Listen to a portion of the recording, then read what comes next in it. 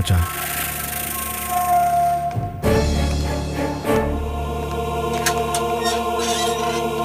வாங்க.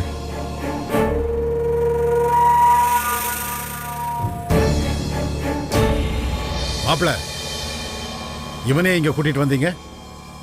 இவனை நான் தலை முழுகிட்டேன். இல்ல மாமா, அரவிந்த் பண்ணது தப்புதான். அதுக்காக என்கிட்ட மன்னிப்பு கேட்டுட்டாரு. மன்னிக்க முடியாத தப்ப பண்ணவன் இவன். இவனை பார்க்கறதே பாவமா நினைக்கிறேன். அண்ணே, என்னண்ணே உனக்கு எவ்வளவு பெரிய துரோகத்தை பண்ண நினைச்சாக? இவங்களுக்கு போய் நீங்க இறக்கப்படுறிய? ஏமாமா, அக்கா தான் உங்களை புரிஞ்சுக்காம உங்களுக்கு தாங்க முடியாத வேதனையை தந்தாங்க. இப்ப அண்ணனும் இப்படி பண்ணிட்டான். ஏமாமா உங்களை போய் இப்படி கஷ்டப்படுத்துறாங்க? தனுஷ், அரவிந்த் என் பேரன்தான். ஆனா அவன் பண்ணது இருக்கே, அது அந்த ஆண்டவனுக்கே பொறுக்காது. அவனை எதுக்கு கூட்டிட்டு வந்த? அவனுக்கு யாரும் ஆதரவும் இல்லாம வெளியில கஷ்டப்பட்டாதான் புத்தி வரும்.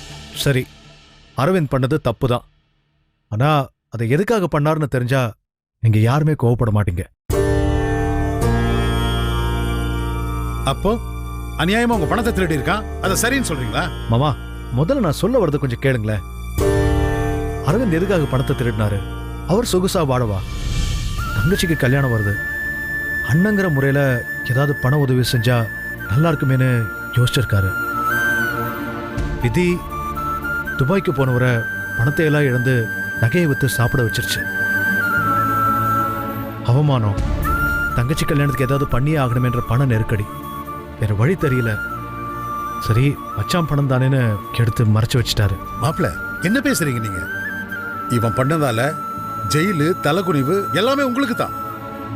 அதுக்கெல்லாம் காரணம் இவன். இவன் பண்ண தப்ப நியாயப்படுத்துறீங்களா? மாமா, எனக்காக நீங்க அரவிந்த மன்னிச்சுதான் ஆகணும். மாமா, தப்பு செய்யாதவங்க இந்த உலகத்துல யாருமே இல்லை. ஆனா தப்பு செஞ்சவங்க மன்னிப்பு கேட்டா அதை மன்னிக்கிறது தான் பெருந்தன்மை. இந்த சூழ்நிலையிலேயே அரவிந்த் நம்ம மன்னிக்கலனா அப்புறம் அதுவே அரவிந்துக்கு கோபமா மாறலாம். அந்த கோபம் மேலும் மேலும் அதிகமாகி நம்மள பழிவாங்குற எண்ணத்தை கூட தூண்டலாம். போதும்,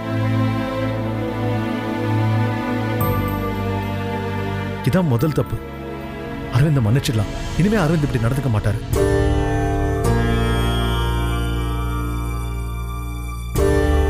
யாரும் அரவிந்த குறை சொல்றதோ குற்றம் சொல்றதோ வேண்டாம். நடந்தது எல்லாத்தையும் மறந்துடலாமே. வேணி, மச்சாங்கிட்ட பக்குவமா நடந்துக்க.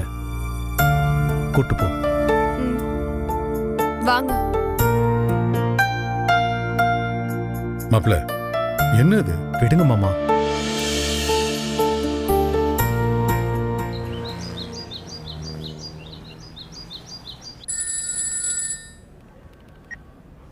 ஹலோ, நான் SMS medical college chairman Keshav Kumar பேசுறேன்.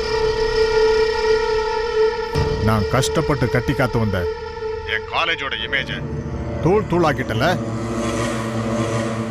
அதே மாதிரி உன் பேரையும் நான் டேமேஜ் பண்றேனா இல்லையான்னு பாரு. என்ன மிரட்டுறதை விட்டுட்டு ஸ்டூடெண்ட்ஸோட வயிற்றுச்சலை கொட்டிக்காம நேர்மையா காலேஜை நடத்த கத்துக்கோங்க மிஸ்டர் கேசவ் குமார். எனக்கே பிசினஸ் எப்படி பண்ணணும்னு சொல்லி தரியா? உன்னை என்ன பண்றேன் பாரு. படிப்பு உனக்கு வியாபாரமா தெரியுதா? இனிமே காலேஜ் சேர்மன் ஒரு பெரிய போர்டு வச்சிருக்கியே, அதை எடுத்துட்டு கல்லூரி புரோக்கர்னு போட்டுக்கோ. அதான் உனக்கு பொருத்தமா இருக்கும். நீ யார்கிட்ட பேசிட்டு இருக்க தெரியுமா? 10 என்ஜினியரிங் காலேஜஸ், 4 ஸ்டேட்ஸ்ல 12 மெடிக்கல் காலேஜஸ் நடத்துற என்கிட்டயே மோதி பார்க்க ஆசைப்படுறியா? முதல்ல நீ யார்கிட்ட பேசுறேங்கிறதே மறந்துட்ட. ஒரு பவர்ஃபுல் மீடியாவோட சீஃப் ரிப்போர்ட்டர் காவ்யா கிட்ட பேசிட்டு இருக்க. உனக்கு ஒரு விஷயம் தெரியுமா? இப்ப என்கிட்ட பேசிட்டு இருக்கிற எல்லாமே ரெக்கார்ட் ஆயிட்டு இருக்கு. லைட்டா ஒரு பட்டனை தட்டி விட்டேன்னு வச்சுக்கோ, அப்புறம் உன் பொழப்பு நாரி போயிடும். உன்னால பாதிக்கப்படுறது ஏழை மாணவர்கள்.